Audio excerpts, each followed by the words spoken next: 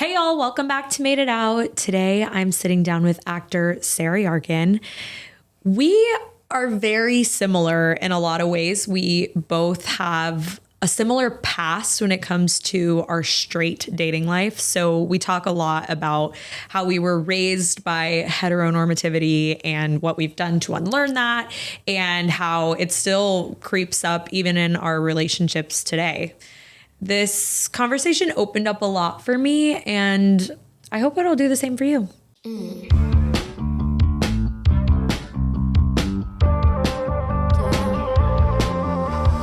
I get a lot of questions about my hair, and so I wanted to share a little secret with you guys. I use Blissy silk pillowcases every night. When you think about it, it is so important to have a good pillowcase because it's where you lay your head down every single day. And because you're a listener, Blissy is offering 60 nights risk-free plus an additional 30% off when you shop at blissy.com/madepod. That's BLISSY.com/madepod and use code MADEPOD to get an additional 30% off. Y'all, trust me, your skin and hair will thank you. All right. Are you ready to go? Yeah. Okay. Yeah. I'm so happy to have you here. I'm excited about today's conversation. I feel like you and I have a very similar past, like a similar straight life. Yes. And it's interesting because I grew up in the South, and I always have had this narrative that like the South really shaped my heteronormative beliefs and like influenced how I dated and kind of how I really sought to be with men. But it seems like you grew up in a very liberal, like different space than I did, and you still kind of had these same thoughts or went down a similar path. So I'm interested to kind of like compare and contrast and pick it all apart. Yeah, it feels like it got to me either way, like no matter where I was.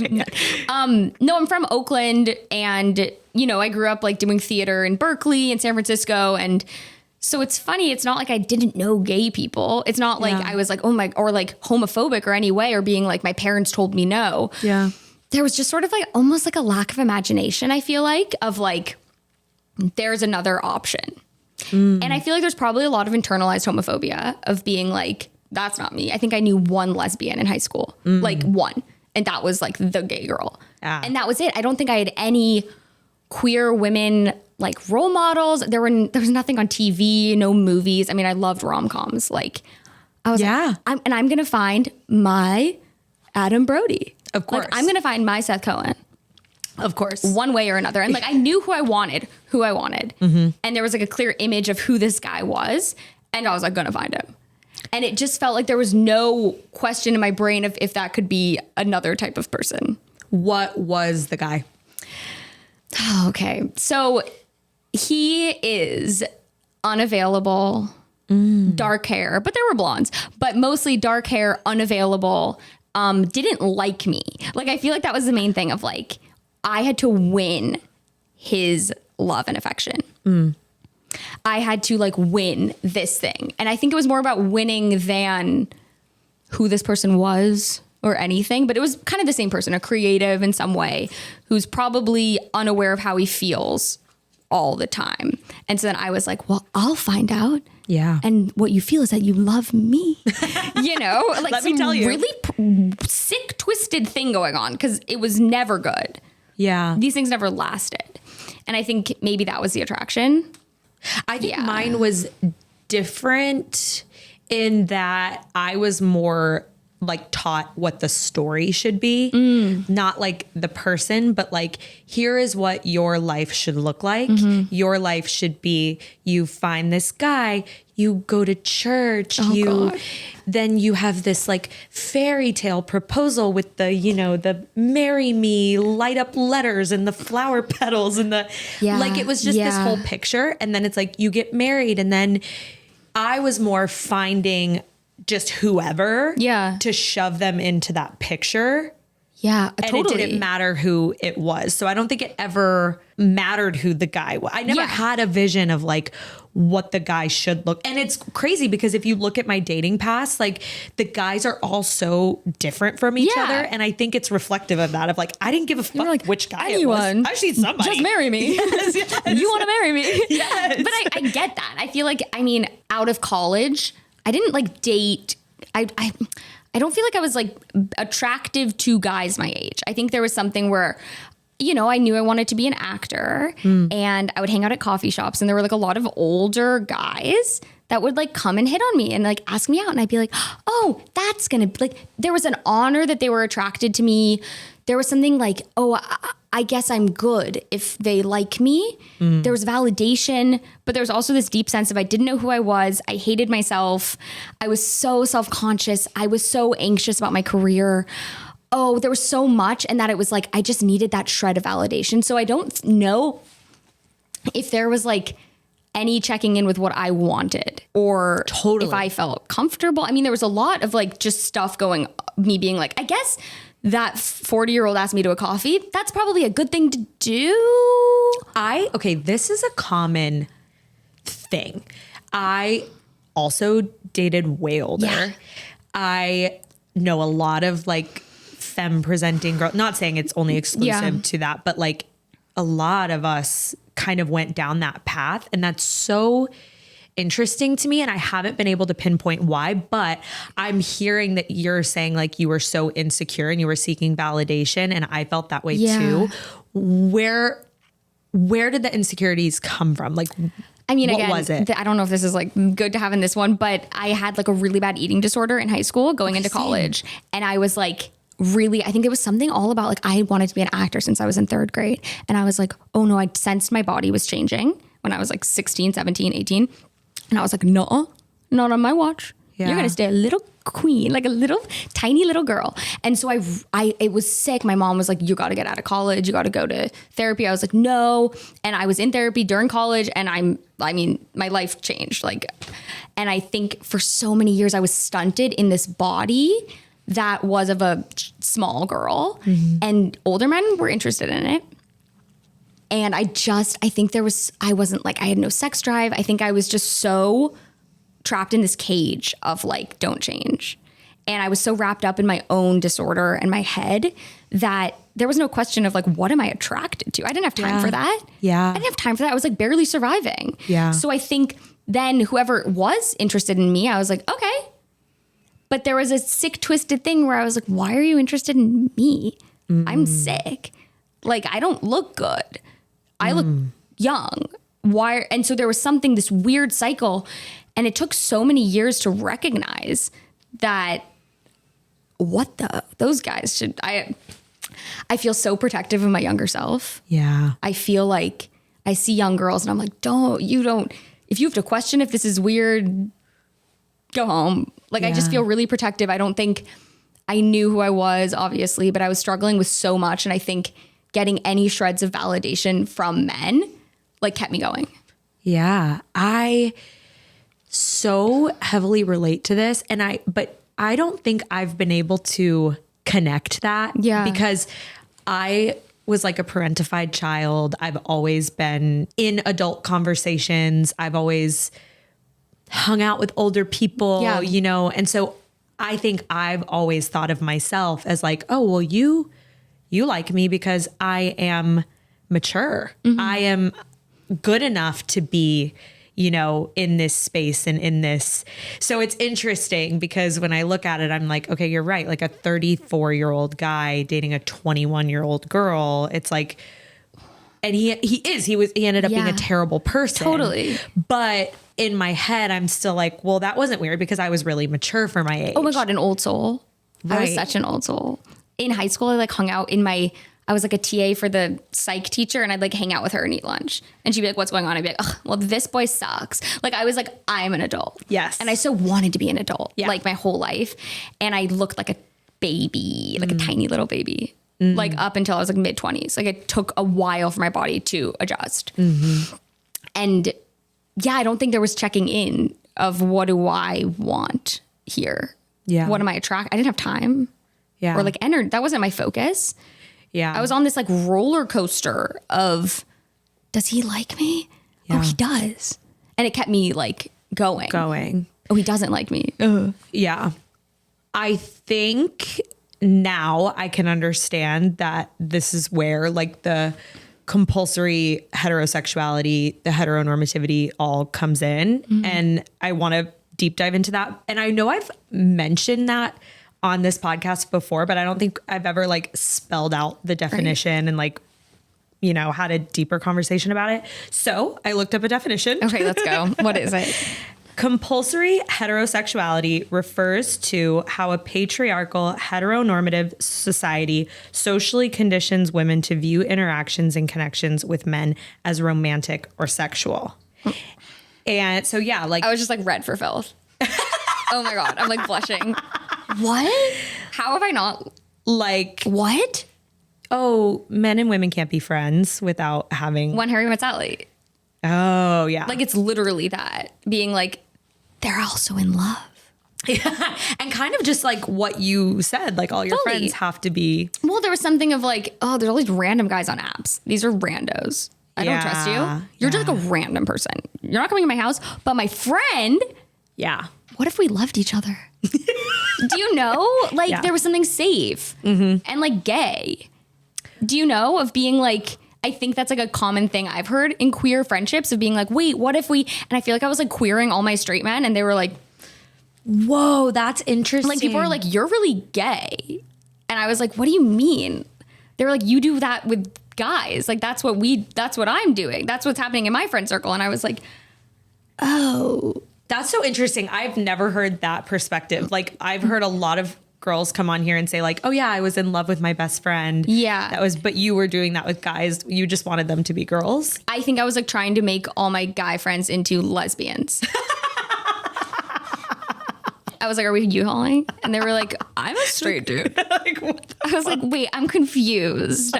Are we not like there? That is interesting.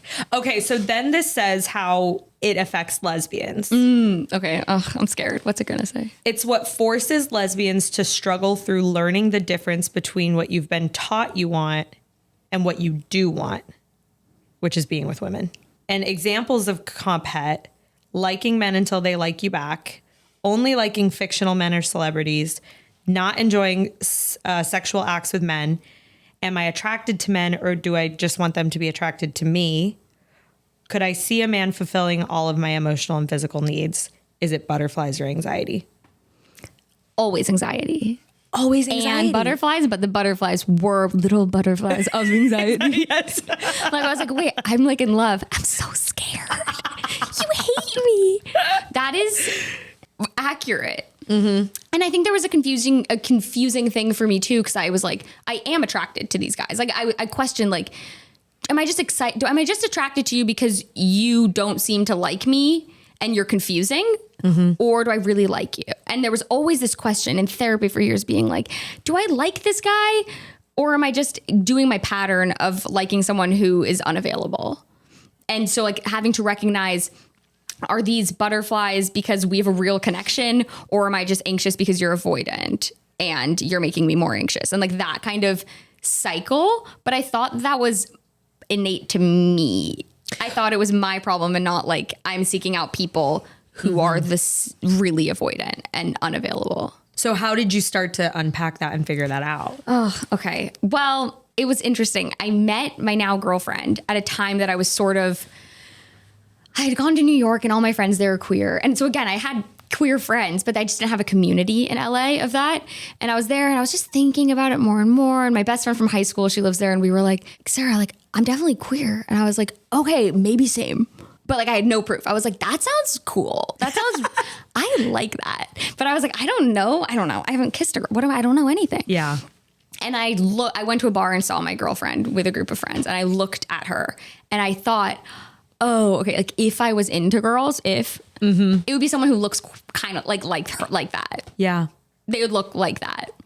And we didn't talk for months and then, reconnected. But there was something of right before we met, there's this therapist, Jillian Turecki, and she has an Instagram and I love her. And a lot of it to me was having to learn that I am also at fault when I seek out unavailable people. It's not just them being unavailable. It's that I am seeking that out. And she had this thing and I was journaling, and there was this journaling thing about writing down everything you want in a partner. Everything. Their color, hair, everything. Little things, big things, physical things, internal, everything. And then circle the top 3 that are most important. Okay. Right? So like, I don't remember, like compassionate, loyal, whatever it was. And then make another list of non-negotiables. And just write down 2 or 3 that if they have everything you've ever wanted in a partner, but they have one of these, right? That's sort of the U-Haul you goes. But if they have one of these, you have to walk away and you have to tell your friends and hold you accountable. Wow. And I had just ended a relationship. The last one before this was with a guy that didn't know if he loved me after like 6 or something, 7 months, whatever it was. And I was like, well, I've loved you since I first kissed you. What do you mean? Yeah. And I wrote down this one non-negotiable, and I wrote down, this person has to know how they feel about me and be willing to try to communicate it. And I said, there's no other non-negotiable. That's it. And then I met my now girlfriend, and she knew exactly how she felt about me. And there was just no question. And there was no struggling to tell me. And I think that was something I was missing in every single relationship or situation or whatever I'd been in, where I was just so scared of like ruining a thing that wasn't there, of like scaring him off or being too much was always the thing. Being too much every single time. The reason I narrativized why that relationship ended was because I was too much, that I loved him. You know, I was too much. So to be with someone who she has words to communicate, she knew how she felt, which was the way I felt. And there was no like unsafe, like I wasn't unsafe in it. So I think I don't know. I don't believe in manifesting. I wish I was more spiritual than I am, but I wrote down what I wanted in someone. And then I think I was really clear with myself of what I didn't want and what I was not going to accept anymore. Yeah. Okay, y'all, I get a lot of questions about my hair, so I want to spill a little secret. It is Blissy silk pillowcases. When you think about it, where we lay our head down at night is so important. And ever since I started using a silk pillowcase, there is so much less breakage. My color lasts a lot longer, and I have like no frizz. Also, another thing that I didn't expect was I've seen a lot less blemishes on my face because silk pillows are actually clinically proven to not clog your pores. Because you're a listener, Blissy is offering 60 nights risk-free plus an additional 30% off when you shop blissy.com/madepod. That's BLISSY.com/madepod and use code MADEPOD to get an additional 30% off. You guys trust me, your skin and hair will thank you. Do you think that any of it has to do with like you finally turn toward queerness, being gay? Yeah, kind of. Yeah. I mean, maybe of just, it's a thing that I've also had to learn in this relationship of I've only been, and we were just talking about this the other day where I was struggling to understand how to comfort her. And I was like, you know what? I've never been with anyone who has feelings and they are telling me about them. Ooh, yeah. I've never been with a guy who like knows how he feels and is communicating. And she was like, that makes so much sense. And, you know, she's been out since she was 15. She's only dated women. And she was like, that helps me understand because this is almost like a new language for me now as a person who's dating a woman. Right. Of like, oh, we both have feelings here. I don't want to become the avoidant man right now. Like, I feel like I sometimes take on these things of being like, just figure it out. Totally. And I'm like, what the fuck am I doing? Yeah. Like, no, but I get this. I think in my first relationship with a woman, had to really adjust the way I was being. And in my first relationship with a girl, it was a problem. Like I was failing her in a lot of ways because I was still treating it like a very like hetero dynamic. Yeah. And there was just like weird things that I would do and also weird habits that came from dating unavailable men. Totally. Like she would show up to my place and I would be like really cold for like the first, I don't know. Like it would take me a minute to warm up. You're like, I don't really want you here. Right. You're like, you can stay or you can leave. Yes. And I think it's because I was so used to like playing this game with men and being like, oh yeah, like I don't really give a fuck if you like me or not. I care. Yes, like the cool girl. And so at one point she like called me out and she was like, why are you so weird? Like, why do you not get excited to see me? No. And I was like, oh, I don't know. And I like really had to unpack that. And it took me a long time. Like even into my relationship with Mathilde, like I would have to make sure, like I would make a conscious effort when we would like spend time apart and then see each other again. I'd be like, okay, like show how you really feel. I love this person. Yes. Like why am I hiding this? Yes. Yeah. So it's like just even these like little micro habits that I had to adjust. Yeah. I feel like I had to, there was a lot of like conditioning that I had to undo, like these mind patterns or ways of thinking of just being with unavailable guys. Okay. That when I started dating my girlfriend, she was like, what are you doing? Yeah. This is the gayest thing I've ever said. I bought us tickets to Boy Genius. Surprise, she's gay. At Red Rocks. And it's not near where we live. And I was like, this is so beautiful. And we sort of talked about it. And I just bought them. And I sent her a screenshot, a text. And she was like, cool. Are you inviting me? And I was like, oh, yeah. I mean, like, if you want to come, that'd be cool. I mean, whatever. It's like, whatever you want.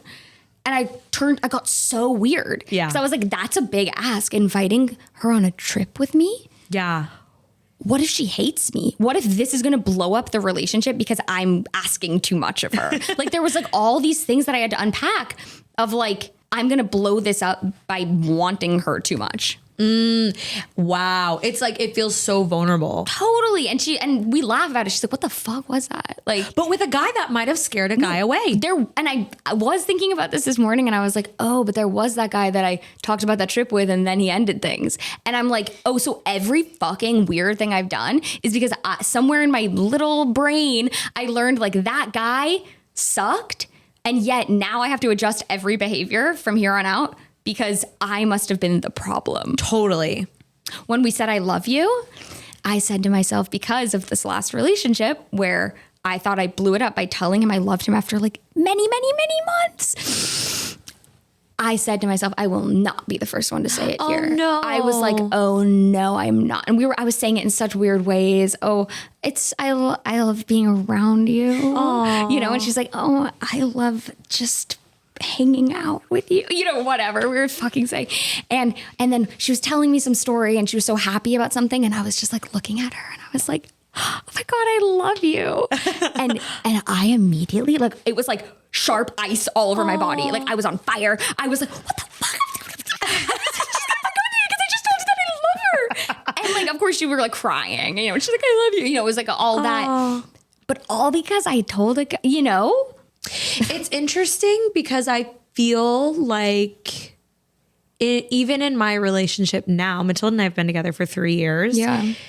I still find myself like making her take the lead on a lot of things or like I find myself really vigilant about her feelings and like really, and I think a lot of that is because like I'm more of the communicator in our relationship, but also because I had to do that with all of the guys I was with. Like how so? Like just have to constantly be aware of like the status of the relationship, how they were feeling, how I'm feeling, how you're feeling about how I'm feeling. Oh, totally. Just like, are you mad that I'm in a bad mood? Right. Are you mad at me now? Yeah. Like, why did you just sigh? You know, and I'm still that way with Mathilde. And I think that is because of our relationship dynamic, but also I do think it's because of a lot of conditioning from the past.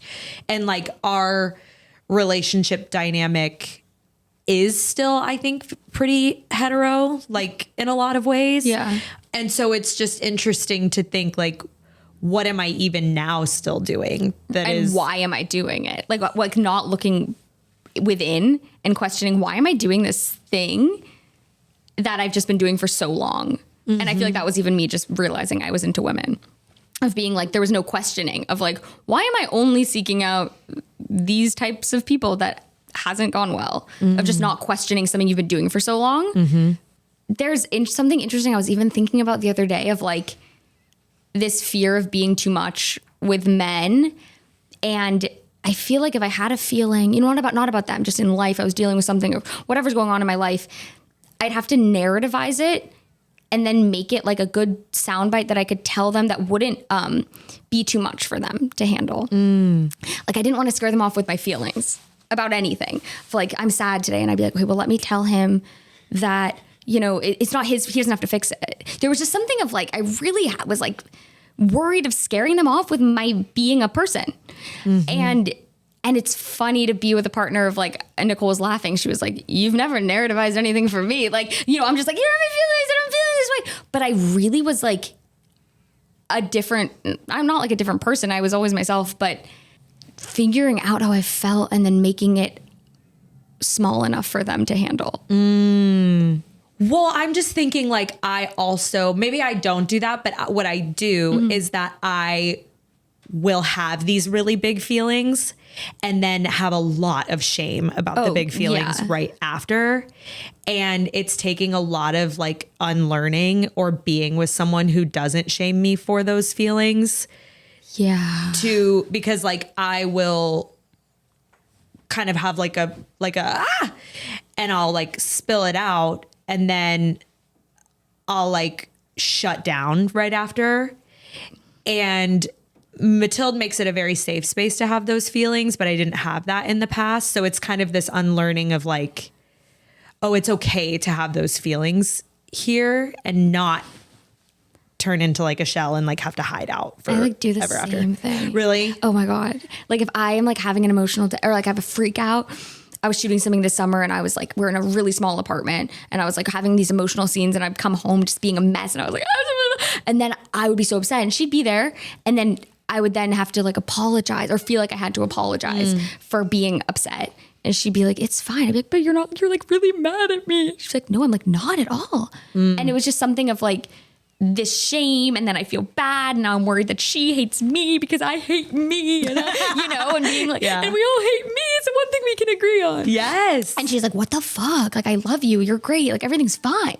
Ooh, this is interesting because I feel like I do this a lot where I'll have like this I'm the bad guy narrative. Totally. Like you get to be the good guy all the time and I'm the bad guy. I'm a monster. Yeah.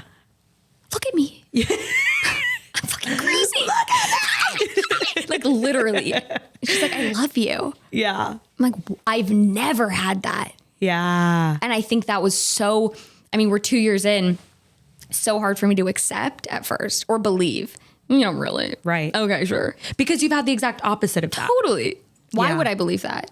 It's at the beginning, after coming off of dating just anyone for so long, or these unavailable people of like, no one loved me like unconditional. What do you mean? Yeah, you can't even imagine. Oh no, I look like this. What do you mean? I'm disgusting.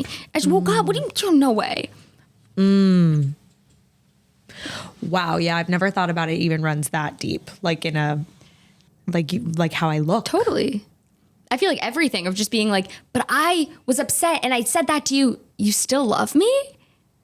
And having to like accept, what is that thing? Like we accept the love we think we deserve. Yeah.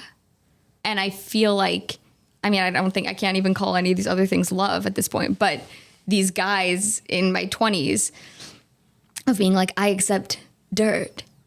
Like that's what I deserve, of being like, I'll earn your love. And then it will be great. But it was never great because no one actually, there was just it was like pulling teeth. And I felt like that's what I deserve. Like I would win at the end of that journey. They had all these walls up, but I'd knock them down and I would like get that love. But there was no end for that. There was no love at the end. Yeah, I guess I do get asked that a lot. Like, were you actually in love with the guys that you were with? And it's like a really hard question for me to answer. I think the answer is no. I think because I didn't understand what love was. Totally. And so now, like the two women that I've been with, I really do feel like I was in love with. How do you feel? Like, do you? Yeah, I think I was friends with a lot of like straight men in LA. Those were like my friends, a lot of them. And I think there was a hard thing for them to understand when I was like, I'm dating this woman and I love her. And there was like a bi erasure, you know, of being like, so every guy you were making up before, like you didn't like them. And I was like, no, I do think I loved an ex-boyfriend and things. But I think that love was so deeply intertwined with anxiety that it's impossible to separate. I think I loved him and I loved the anxiety that I felt and the fear. And I think I loved the idea of so many of these guys, but the love does not compare to anything that I felt now. Like, I think there's layers of love, I guess, but I've never felt like obviously what I felt now or like in something that I could see my life with this person. I think in a really concrete way, where these past things felt like such ideas of like, and then we'll buy a mansion and like, just like total idea, like, yeah. And then we'll live in a cabin in the woods and like nothing based on reality in any feasible way. Yeah. I went on some dates with women before my now girlfriend, and I was just terrified. And there was something of like, they're going to know I don't know what I'm doing and all those feelings, even just getting a drink at a bar. But there was something of like, I don't know if just this is a stereotype, but going, she is so much smarter than any man I have been on a date with, just into like emotionally smarter, more intelligent. I can't hide. There felt like immediately something of like, you see me. Ooh, yeah. Oh, I can't just do my like, what do you mean? Yeah. You know, or something of like, I'm going to laugh at every joke. Like, oh, you are seeing me here. Yeah. I can't hide from you.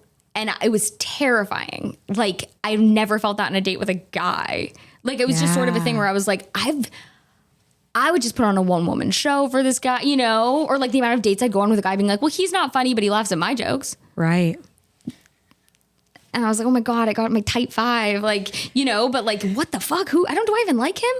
But with a woman, I was sitting there being like, I can't just do a shtick right now. Yeah. Terrified.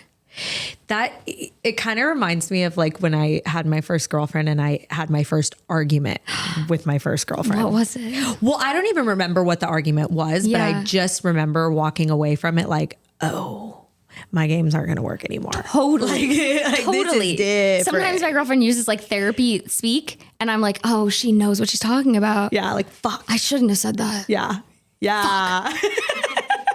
She got me. That smart girl. Like, genuinely, I was like, what the fuck? She's calling me on my shit. Yeah. You're just in a whole different like level. Tell me more unlearning that you, or like, how did you approach the unlearning when you started dating? And she still calls me out on things because I was like, oh, I thought of this thing that I used to do. She goes, you still do that. It's like, what do you mean? I'm perfect. But there was a thing with the, not inviting to things, because that would be crazy if I didn't invite my girlfriend to a play I got us tickets to, like weird stuff, or being like, I don't know what she's doing tomorrow night and I'm not going to ask. There was something of like, I remember when we were like pretty serious and she'd stay at my apartment every night and then she'd go to hers during the day and she'd leave in the morning. This is like the first year of dating. And I'd be like, okay, bye. And then I'd sit there all day being like, I can't ask if she's coming over tonight because that would be crazy. So let me just sit here and stew and not make any plans also all night. Because what if she wants to have dinner with me? Yeah. So my friends are like, want to hang out. And I'm like, I don't know. I'll get back to you on that. Like, really, like, weird. Like, why didn't I just ask if she was going to stay the night? Yeah. I feel like very, very lucky that the first, like, realizing that I was queer and then meeting my now girlfriend and she's emotionally evolved in these ways. And like, I don't want to think that like all queer people are evolved in this way. And I was just attracted to really unavailable men and like, thank God dodged a bullet and I didn't date any other unavailable people after that. But I feel like she's taught me things too of, showing a mirror up to me of being like, what are you doing here? Why are you talking to me like that? And me being like, what do you mean? Yeah. I'm perfect. I'm the perfect one here. But I feel like that's the best relationships. Like, I feel like when you're so obsessed with like chasing someone and just like getting the person, there's no real deep inner work that is being done. But I feel like when you find the right relationship and the right person, it's like, that's why they say relationships are work, because then it's like you actually do have a mirror who's going to hold you accountable, who's going to be like, hey, no, this isn't how we do things, like both ways. And so the work that I've been able to do on myself, like personally, the reflection that I've been able to do, the connections to my childhood and like my internal family systems and just like all these things that I've been able to figure out about myself because I'm in a safe relationship. Like I can throw tantrums. I can get really big with my emotions because in my childhood, this sounds really harsh. I know my parents sometimes listen, but I feel like sometimes my emotions were gaslit a little bit because it would be like, I know that things are happening. I see the way things are happening and I can intuitively sense that something is off. Mm-hmm. And so then I would react and I would kind of bring them to the light. And then my parents would be like, what are you talking about? That's not happening. Like, no, what you're being dramatic, you're being this. And so I think over time that happens over and over and over again. And you have to shout and, look at me. Like, these are my feelings. Listen to me.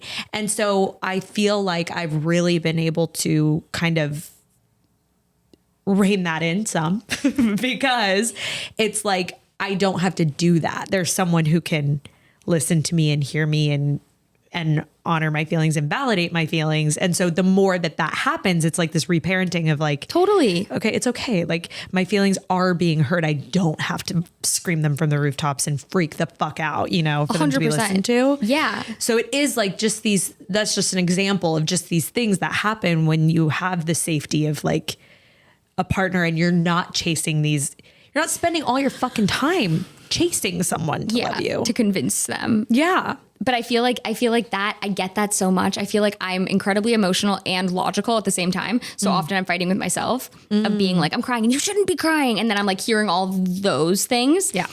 And it's interesting to be with a partner who has feelings and is communicating them and is feeling things. Yeah. And to see my instinct to be an unavailable guy suddenly, or to be a logical person and go, well, why are you crying? And there's something in me that I'm like, oh my God, that's not who I want to be. Yeah.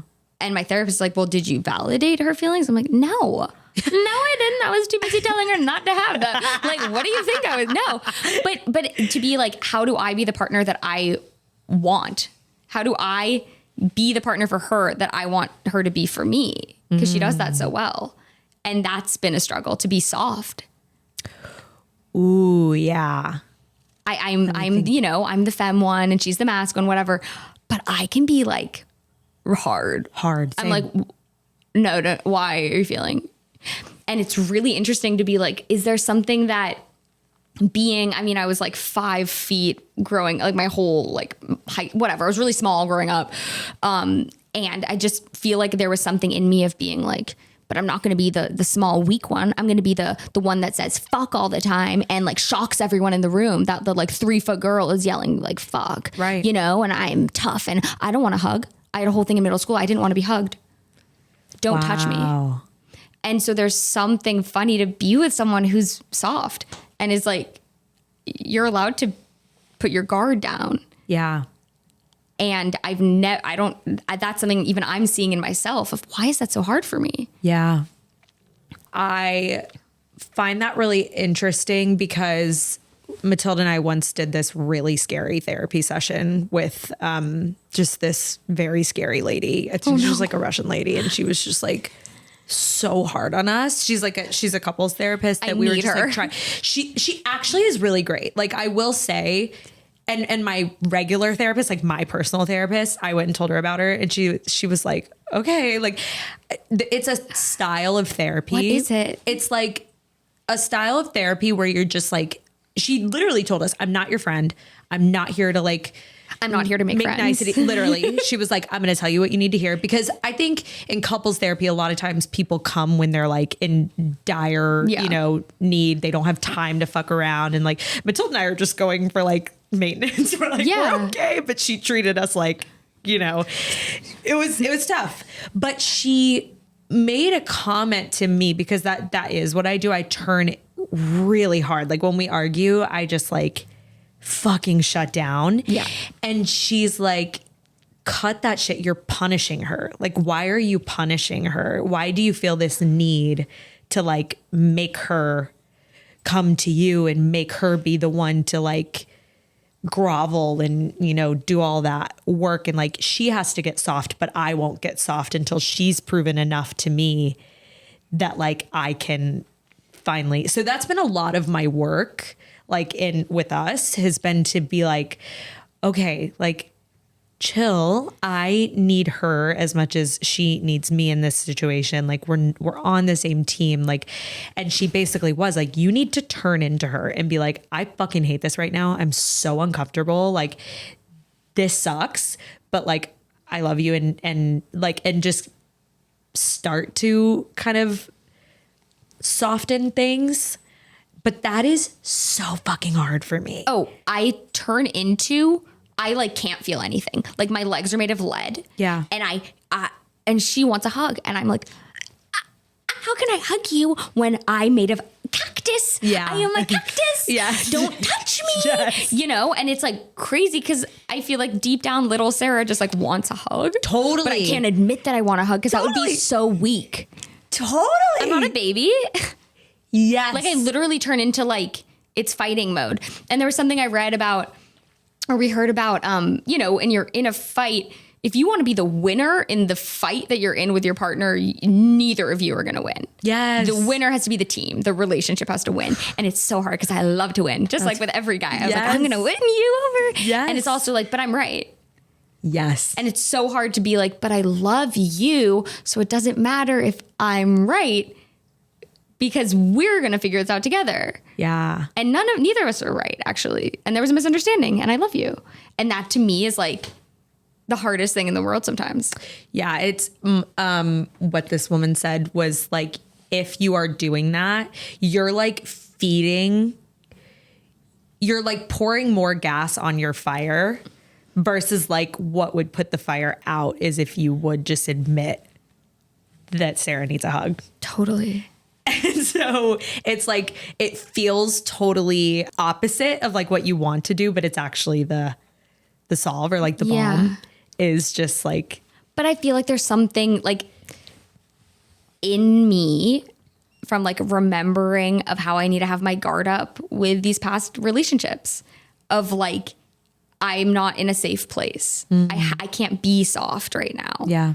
Because you're saying that to me and I either have to hide what I feel or I need to come back at you in another way to argue or something where I just bottom line didn't feel safe emotionally in any relationship that I was in before this with men. Yeah. Of like, there wasn't a safe place for me to let my guard down and admit that I'm sorry. Yeah. Because that would like blow up the relationship that I was being like, yeah. So where are you in that right now? Well, it's just every time that we get in this pattern, we're able to identify it of being like, oh, that thing is happening where you're stressed out and you're shutting down and that I'm doing, or just like whatever the pattern is, the dance that we're doing. And even just naming it and being like, oh, I can't hug you right now. I can't do that right now. Yeah. And her knowing that. And then we can talk about it. I'm just much more of a talker. Like I like to know why you're upset. And she wants a hug, and she's more in touch with her feelings sometimes than I am. And I feel like coming at this from being in relationships with people who didn't know how they felt, I'm now getting taught there's like a totally different world than I used to be in. Mm. So I feel like we're just better at talking about what's happening and like recognizing what dance we're doing. Yeah. And even that is then being like, oh, this isn't a new argument. This is the same thing, actually. Yeah. And also being like, oh my God, this is the thing you need. And I'm not going to withhold this from you because I'm like bitter. Mm-hmm. Like I'm right, Yeah. Presence and awareness. Everything comes back to presence. I feel like I say that every episode. But it's good. Presence and awareness. Yeah. That's kind of everything. Yeah. Do you have any advice for someone who is unlearning compet and kind of starting to untangle everything, maybe new to their queerness? Ooh, I feel like I always need advice more than me giving it. But I feel like my advice would be, you're perfect. No, that's not good. Go rewind. You're not, you have things I'm like, You're like, yes, girl, you are great. No, I think becoming aware of what you're doing, and what helped me even just in this conversation was tracing back why I started doing things, or being like, I didn't want to say I love you first because that scared him away and that ended that relationship, or whatever narrative I had. And kind of even just going back in your brain and going, why am I scared to tell her that I got us tickets? Yeah. That's weird. And if you're in a relationship that doesn't feel safe to invite someone somewhere, maybe that's an issue more than being like, speak up. Maybe just reevaluating who you're interested in. And if it's someone that you don't feel safe inviting to a thing and you're scared of rejection, maybe that person doesn't make you feel safe. Yeah, I really like that. I think there is so much value in having curiosity about your own behaviors. Yeah. Not like judgment at all. Just like, why do I do that? And I think every time you do that, it leads to very interesting places. Well, every time when I say something to my girlfriend, she goes, oh, that's why you do that? I'm like, oh. She goes, that helps me understand you better. Totally. And then when I hear why she does the thing, I go, but I'm not that person. And she goes, oh. And I feel like we just do a thing, and then we're smart people and our brains learn. Yeah. Like there was like an evolutionary thing that if a animal eats a poisonous berry, they'll never eat that again or something. And so for me, I was like, what's wrong with me that I keep eating all these poisonous berries with these guys? Why am I not learning? But then the things I've learned, I've taken away the wrong things, or been like, oh, the reason that ended because I invited him to a concert or whatever it may be. Right. And being like, that wasn't you were fine. Right. Like the narrative you spun out of. Yeah, the mind, like the synapses you've created in your brain, like inviting someone to dinner means they will abandon you. Totally. And being like, that's crazy. Yeah. Like when you say that, that's crazy. Yeah. You have to find the origin of the behaviors. And being like, you're fine. Yeah. And forgive yourself that you invited someone to dinner. Totally. Not your fault. Yeah. That wasn't your person. Yeah. Thank you for sharing. Yeah, thank you. I have one more question. Oh my God, I'm ready. I know that we've talked about a lot of therapy. Yes, yeah, we're back. But what are you working on in therapy? Ooh, well, I was supposed to have therapy now, so I rescheduled for tomorrow. So I'm you're not working on sorry, anything in Anna. I'll talk to you tomorrow. You know what's interesting? I today was thinking what I would have talked about today in therapy, and I feel like I'm constantly working on letting go of something, whether it's the expectation of what something is supposed to look like, or what I thought my day was going to be, or this or that. But, you know, this job that I really wanted, and I was fully convinced I was not going to get it. And so I was like, I can't wait to talk to Anna about how to be okay with not getting this thing I really want. Wait, wow. And so I was like already being like, and then I'm going to talk to her today about, or maybe I'll find out in 2 weeks. How do I live my life today? I'm shaking thinking about it, right? Like things grab onto me, and then I'm like grabbing onto them, and I'm like squeezing these things I want so tight. And I feel like I'm constantly being like, okay, if it's not mine, it's not mine. Yeah. That job isn't mine. What's meant for me will be. And it's so hard because I love to control everything. That's a mantra that I write in my journal. What is like it? Almost every day. What's meant for me will be. I need that. I think it's like one of those things.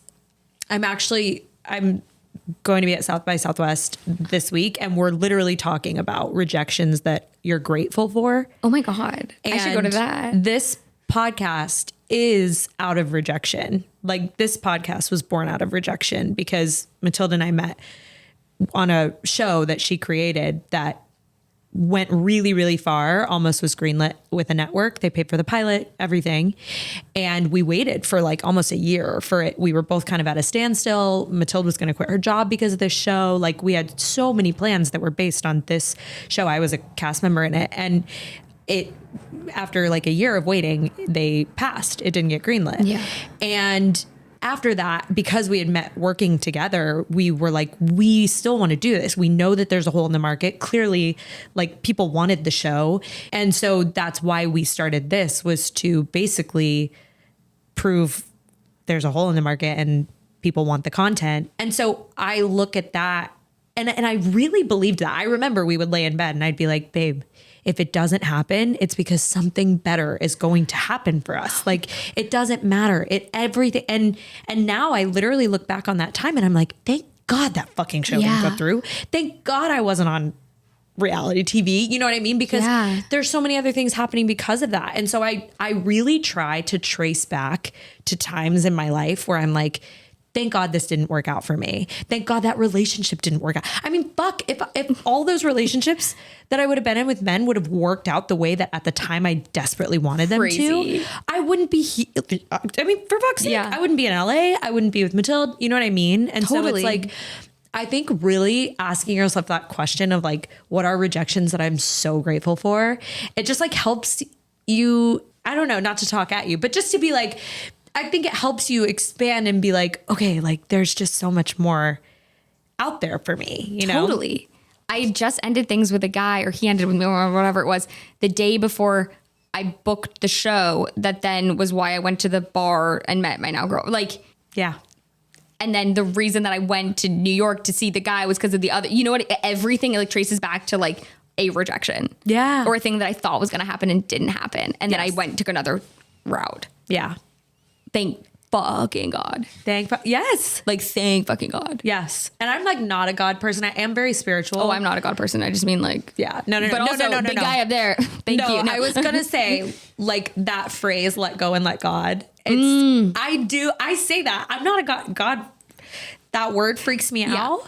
But like I live by that. Let go and let God. Let go and let God, y'all. Let go and let God. Y'all. The text comes back. You're like, y'all, let go and let God. Let go and let God. That should be your sign out each episode. Let go and let God, y'all. Let go and let God, y'all. That's funny. We play a game. It's called You Haul or You Ghost. Mm-hmm. They are perfect in every single way, except for maybe this one little quirk. Okay. They fart in front of you on the third date. You haul. Third date. That's like so normal. That feels like you like love each other. Yeah. Like if someone didn't fart in front of me, I'd be like, are you okay? That's Matilda. You know? Matilda said she feels like she was pranked because I was like not gassy for like the first 2 years. And then now it's been really bad lately. Yeah, I'm always gassy.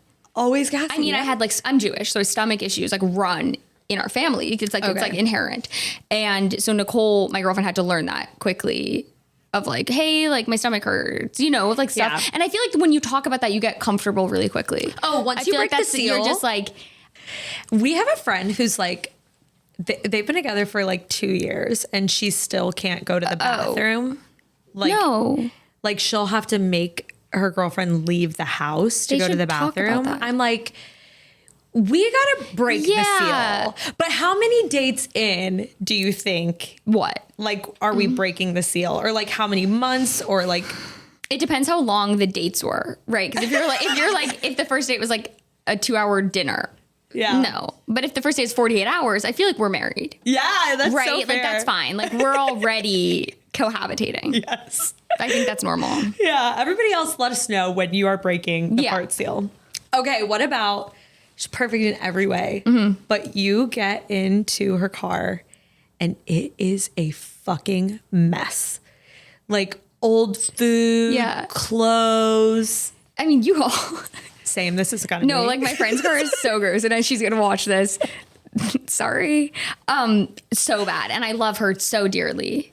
Last time I saw it wasn't as bad as normal, but it's like there's everything. You need a package, it's there. You need packing tape, it's also there. Like it's everything's in this car, and I feel like I was just thinking my car used to be a mess. It's a mess now, but it's not as bad. And I was like, I feel like that really shows you that someone's comfortable being a person. Oh, I like that. Just like this is me. This is all my shit. I used to keep sides. I used to keep sides from every audition. This is like a thing, like 2017. And I would like, if I went to an audition, I'd printed it all. I'd keep it in my car. And so I had like years worth of like papers because there was some like scary thing. If I threw it out, like I wouldn't get this role, which is insane. Oh, wow. But and I remember someone being like, hey girl, like you got to throw that out. And so now it's a thing, like the second I do a tape, I like throw it out. I'm like, get away from me. I can't have this near me. But I think I like a messy car. Too clean, you're a psychopath. Yeah, it's like, that's too much. What are you hiding? Mine has gotten better as I have gotten older, as I have aged. Like, it's not as bad.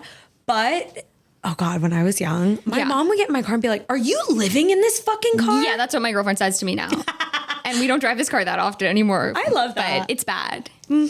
U-Haul. Yeah, of course. Okay. What about if she doesn't own a TV? Oh, I've never owned a TV. Wow. U-Haul. Wait, I love Never. that. I was just saying I've never owned a microwave or a TV. Love that. And I had someone set up a projector for me years ago. And you mean like they don't have a projector either? Like no way to watch TV? Yeah, I guess so. I would like that. I wish I didn't watch TV. I feel like that would be a cool person. Yeah. Yeah. And like having the projector, I mean, obviously if this person doesn't have anything, I like that too. But a projector, you can't watch it during the day. And people go, oh, you can't watch during the day. I'm not watching during the day. Yeah. I should be outside. Yeah. It's sunny outside. That's how I feel. Go outside and play. Go outside and play, kids. I love that. Thank you so much for being here. I love talking to you. Oh, this is such a dream. It's like a therapy session. I get 2 this week. Yeah. Tell Anna I said hey. Oh, I will. Hey, girl. I will. Oh my God. She'd love to. Tell people where they can find you. What do you have going on? Yes. Should I speak to you or that? That's your camera. That one? Yeah. Okay. Hi, I'm on a show called School Spirits. The second season just aired on Paramount Plus, and you can find me there. And I'm on Instagram. Yeah. And I'm on Instagram, and my name is Sarah Yarkin. Perfect. That was weird. We'll put it in the notes. We'll put it in the show notes. You can cut that. Cut. Thank you so much for listening to today's episode. Support lesbian content by rating, reviewing, subscribing, following. This podcast was produced and edited by Matilde Jordan and worked on only by lesbians. So send this episode to everybody you've ever met and spread the gay agenda. Lesbians are hot. What a waste to love a man. Thank God I am gay.